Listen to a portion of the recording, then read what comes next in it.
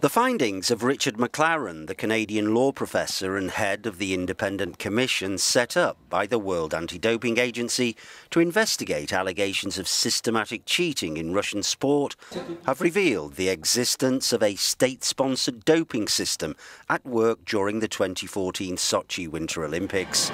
The systematic strategy was adopted long before Sochi after a particularly bad sporting year, according to McLaren.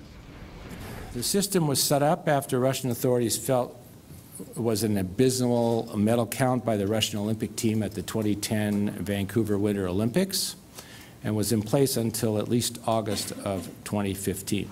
Russia has hosted a number of high-profile sporting events since 2010, including the 2013 World Athletics Championships. The country is due to host the Football World Cup in 2018. How did the sample manipulation work? Well, the following modus operandi is alleged. Ahead of the games, an athlete provides a clean urine sample. The sample is frozen, then stored. The athlete then takes performance-enhancing drugs. The athlete then provides an in-competition sample monitored by a doping control official. The samples are discreetly moved out of the lab through a mouse hole between rooms and taken away by an FSB agent working as a sewer engineer.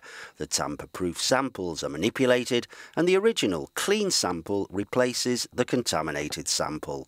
The now clean sample is returned to the lab for testing. The report alleges 30 sports have been tainted by the system, from athletics and weightlifting, but also wrestling, canoeing, cycling, football and skating.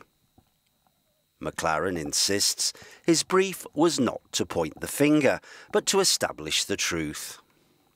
Questions to Richard or to Mike? My job, my mandate was to investigate and provide a report and to establish facts.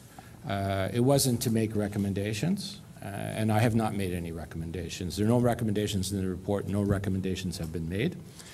The information is in the report for others to take, absorb, and act on, and not for me to make recommendations about, and I have made none.